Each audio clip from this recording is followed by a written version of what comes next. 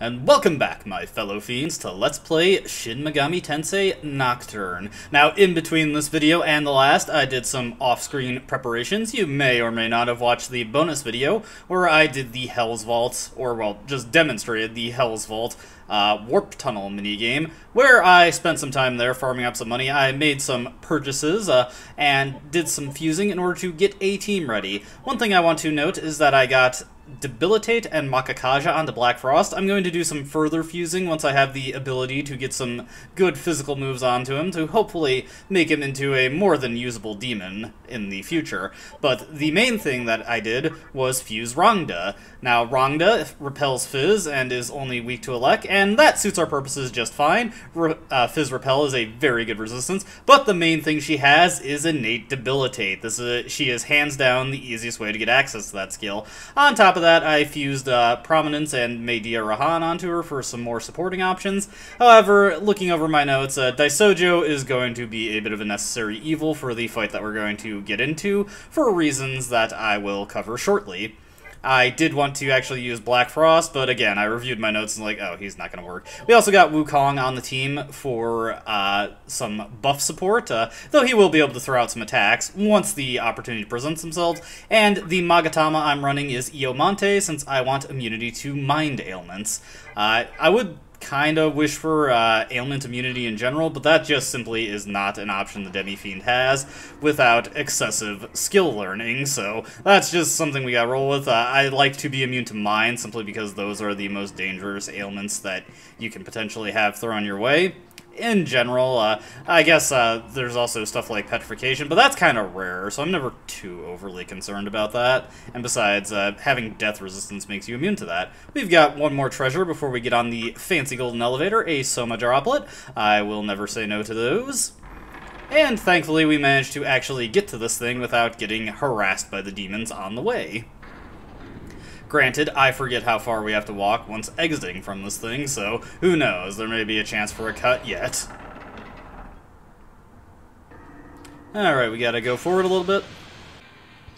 Boy, was I able to see that coming from a mile away, but Wukong got a level out of the whole deal at least. Let's see, let's go for the much cheaper Medea.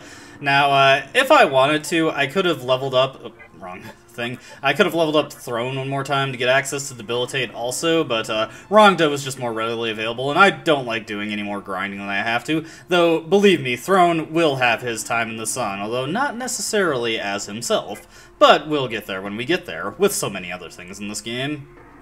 We have a strong power resonating beyond the door, and I think we can say, with the fancy ornate nature of said door, this is where we need to be. Looks like Mysticao has, against all odds, managed to beat us here. Granted, she does have Aradia backing her at this point.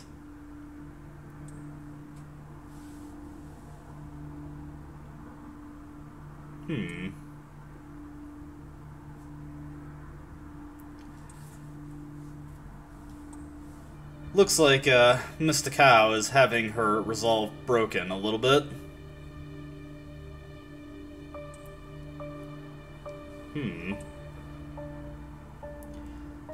Interesting.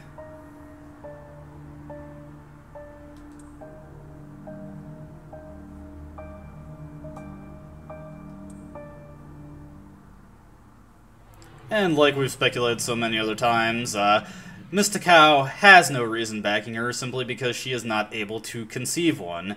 She just keeps running from the mistakes she made in the past, and does not truly have any idea of how she will attain freedom.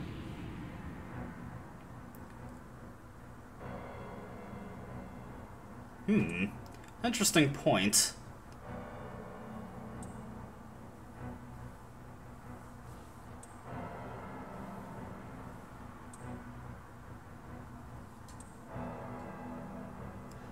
Well, looks like Mysticao was a bit of a dead end for Aradia, so I can only wonder what they're going to do at this point.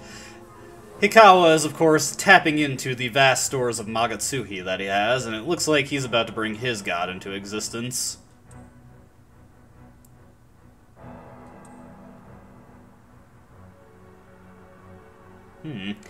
Looks like, at the end, Mysticao has at least gotten some level of resolve.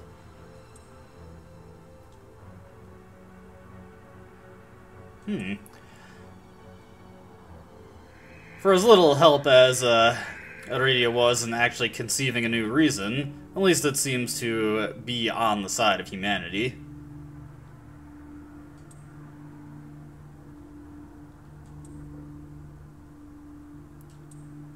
I don't think we're just gonna stand idly by and let that happen.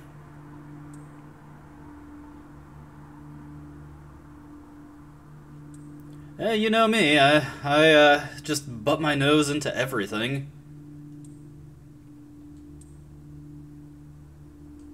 Now, here's a bit of an interesting dialogue choice here. If you say, alright, you in fact will stand aside and let Hikawa go about his business, and there will be no boss fight here. But where's the fun in that?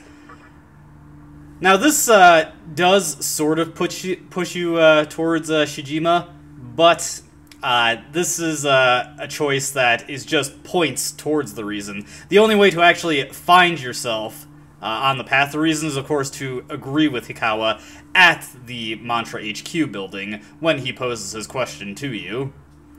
So, on any playthrough, including ones where you're not supporting Shijima, you can just entirely skip the fight with Samael here if you don't want to fight him. But, yeah, like I said, where's the fun in that? We've got some experience to get. I'm actually going to have the Demi-Fiend just pass here because I want to get started on buffing and debuffing.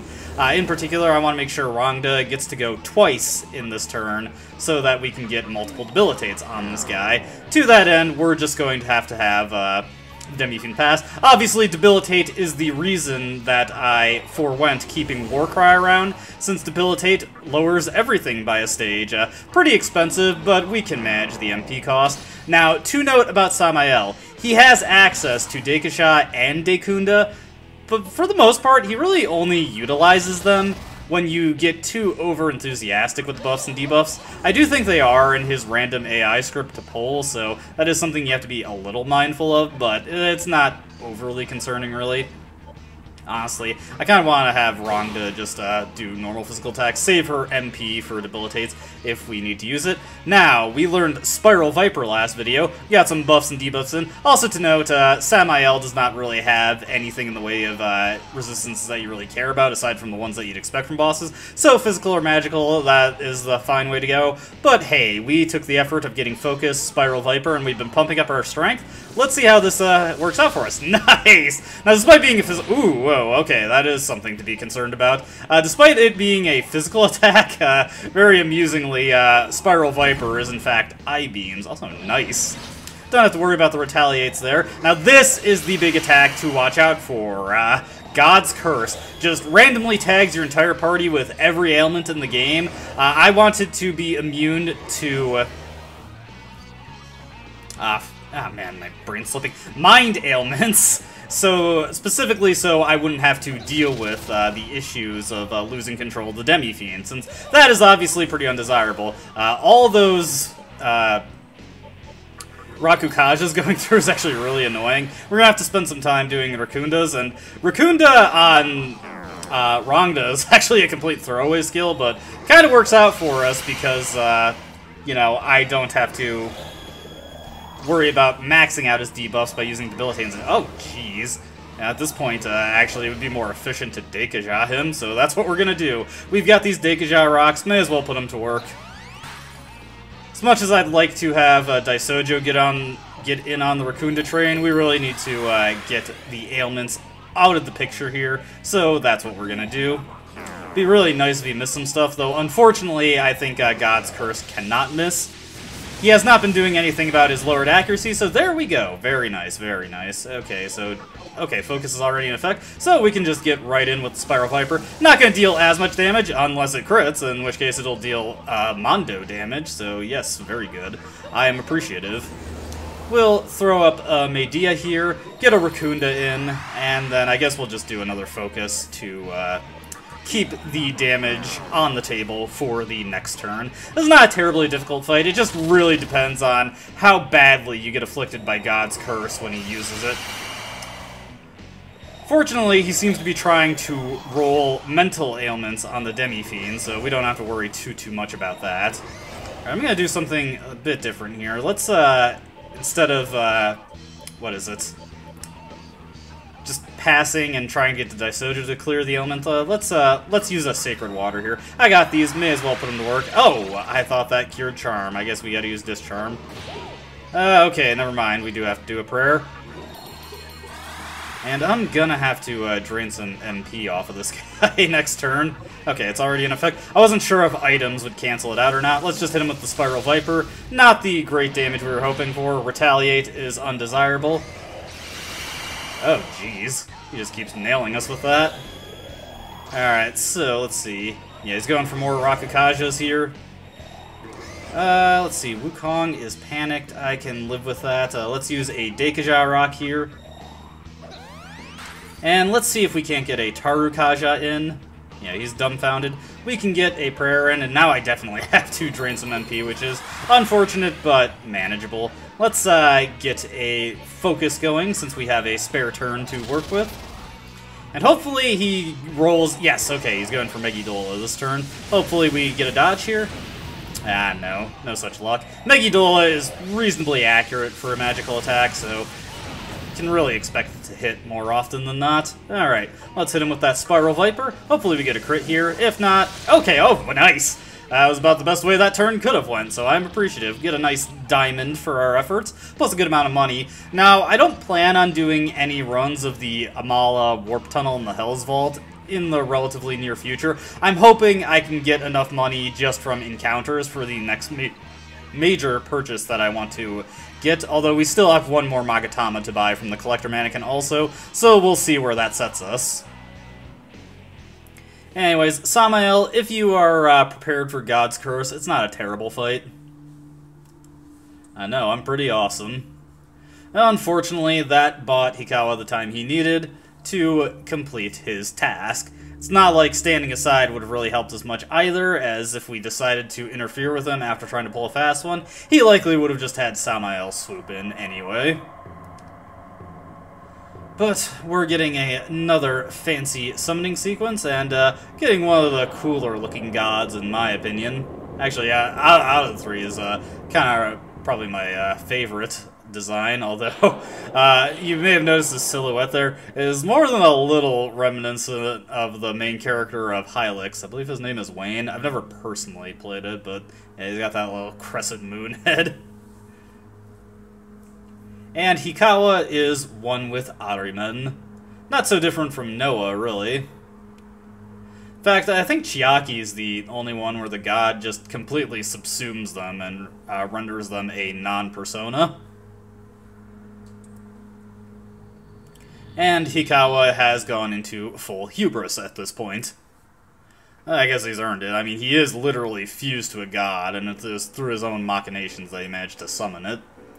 But it looks like Mr. Cow has one last thing to say to us.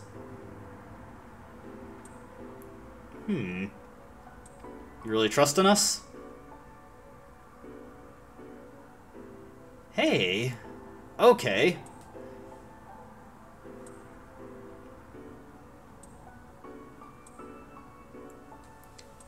Alright, I'll do my best. We get the Yahirono Himorogi, and this time it actually serves a function for us. That is, unfortunately, the end of Miss Takao's tenure as our teacher, as well as her tenure in life. Hopefully we can accomplish this coveted world of freedom that she so strongly desired. Alright, let's just get a Dia Rahan going here. May as well get Dante back into the party, and as a matter of fact, we don't need Rhonda anymore, so she can cool her heels. Let's get Red Rider back in, and we're going to get out of this building. So, that is it for the diet building. Went surprisingly smoothly, and I am going to just tell you this right now. The thing that we're going to be doing in the Amala Temple, we are going to be summoning the final dungeon to the game. So, after a 6-year hiatus and several parts leading up to this point, we're actually at the end of the game, and I am honestly surprised at how quickly I have gotten through this, especially considering, again, 6-year hiatus. It's just wild to think about. When I started this Let's Play, I was a chronically depressed minimum wage slave living with my mother, and now, continuing this Let's Play in the present day, I am a chronically depressed full-time worker living in complete isolation. It's funny how much things change yet stay the same. But on a happier note, well, not happier, but on a more relevant note, we are going to purchase the last Magatama we can get in the Vortex world proper. That, of course, being the collector mannequin's Magatama. What was it? I forget its name already. It was like Kamirogi, I think. Well, whatever, we're going to get that. Obviously, we're going to spend some time at the Fountain of Life healing ourselves, since we took a bit of beating, spent a lot of MP in that fight, couldn't get to meditate it back. Let's get to the Collector Mannequin. I better keep an eye on my lucky tickets just to see how many we got. I haven't really been paying attention to that. It's a use item. Okay, we only got 5, so yeah. Sometimes I do like to stop and just farm lucky tickets to get incenses, but as I've played the game more and more, I've just realized like what a tedious and random process that is, and also there aren't really that many stores that are conveniently located that also sell items I want to buy, primarily chakra drops. So I tend to just not do it anymore these days. It's too boring. Hey, collector boy, buddy, pal, let's buy Kamirogi. I got the name right. I was so afraid I was misremembering that. Physical type Magatama. Let's just take a quick look at it. Get a lucky ticket. Not that we care about that. Alright, so looking at our Magatama screen, as you can see, we have only 2 more to get, and once we get those final 2, there is actually a special thing that we can do once we have all of them.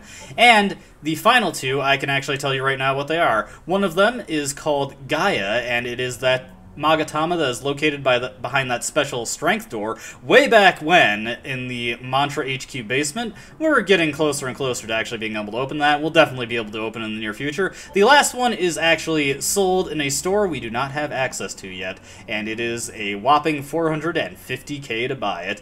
As for Kamirogi, this one's a bit more useful to you if you buy it when it's completely new.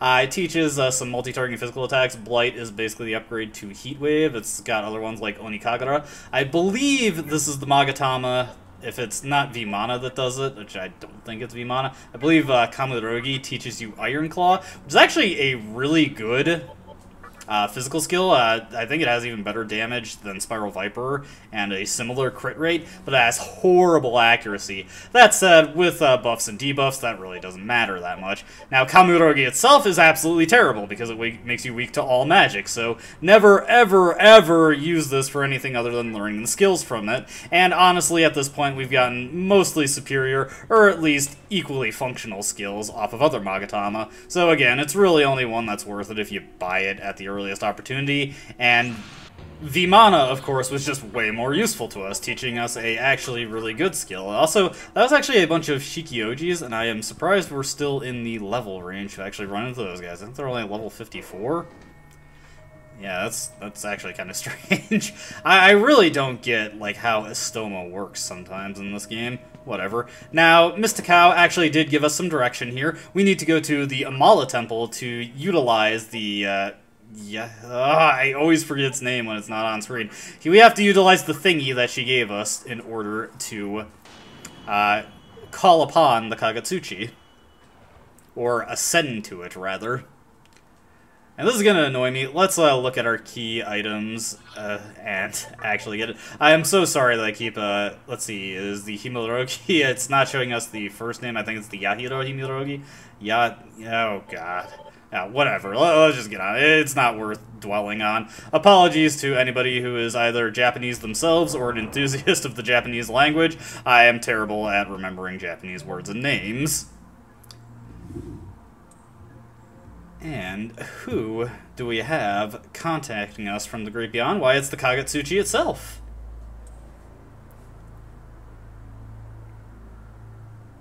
Yahiro no Himirogi.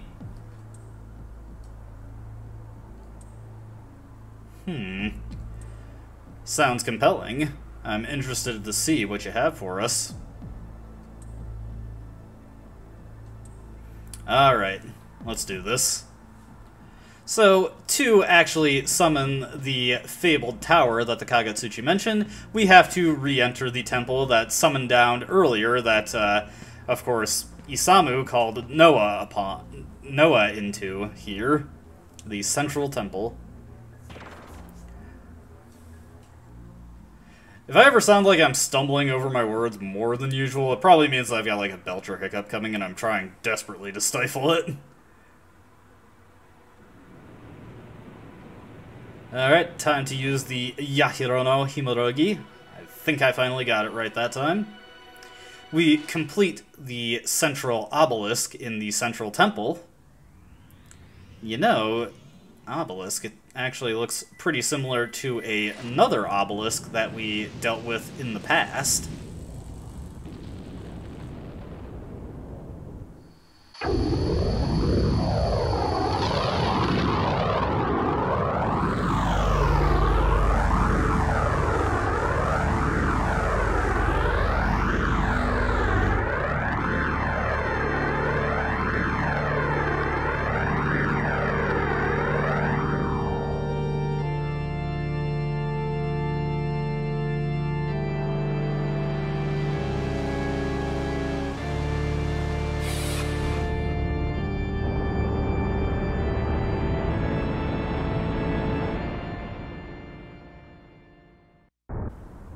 And, as a matter of fact, it is the same obelisk that we dealt with so long ago. The Tower of Kagetsuchi is connected to the obelisk. And that is where we need to go to reach the end of the game. Hey, it's been a while since we've seen the old woman and young boy variant of Lucifer.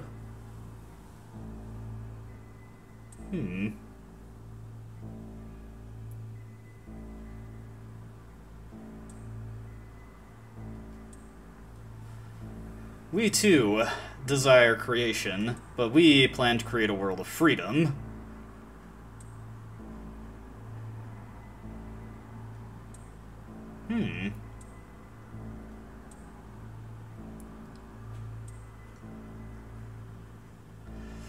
But that's just, like, your opinion, right?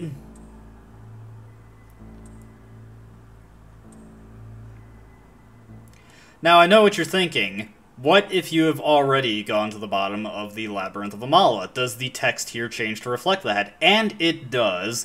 You get a significantly shorter spiel from the old woman who remarks how you had already made your decision, are already a true demon, and at that point she guides you to the Tower of Kagetsuchi, because that is where you need to go to actually finish your business. Now this is critical. This is very important to know. If you have not finished the Labyrinth of Amala at this point, and you plan to, this is your last chance to do it. The moment you enter the Tower of Kagetsuchi, you are locked out of getting the true, or not true ending, but ending related to completing it, as well as the special perk you get for completing it, and that perk is the main reason why you'd want to complete the Labyrinth of Amala. Additionally, if you have not actually opened up the 5th Kalpa, and in fact this holds true for any Kalpa, if you have not opened up access to a certain Kalpa, you can no longer open it up anymore, as the young woman and the old man will no longer be present at the peepholes. So, say I didn't go back and open up the 5th Kalpa from the 4th Kalpa, and I entered the Tower of Kagetsuchi, I wouldn't be able to get into the 5th Kalpa, period. I wouldn't be able to get Dante at all. And one interesting thing to note is that so long as you've opened up the 5th Kalpa, you can do basically everything there, save for getting the ending that you'd be interested in. You can fight a bonus boss there, who very funnily comments on the situation like you're going to meet Lucifer at the bottom, even if you've locked yourself out of the opportunity to do so. There's also a bunch of rewards that you get for meeting Lucifer that are available in treasure chests in there. But, again, that is neither here nor there. So, before we head into the Tower of Kagetsuchi, we will be delving into the Labyrinth of Amala, and we will be seeing what awaits us at the bottom. but that will be considered more or less non-canon. We will defeat the bonus boss there, go and meet Lucifer at the bottom and see what he has to say to us, but then I will be winding the clock back, and we will not be doing that, and anything else related to the 5th Kalpa that may potentially open up after you meet with Lucifer, I'll be saving that for my personal file, where we can delve into that, and I'll have all the things that actually allow us to check out the 5th Kalpa in its entirety already unlocked, because quite a few things in it, additionally being tied to meeting Lucifer, are also tied to your level and the demons that you can fuse. But with that out of the way, let's go out and see how the area surrounding the obelisk has changed.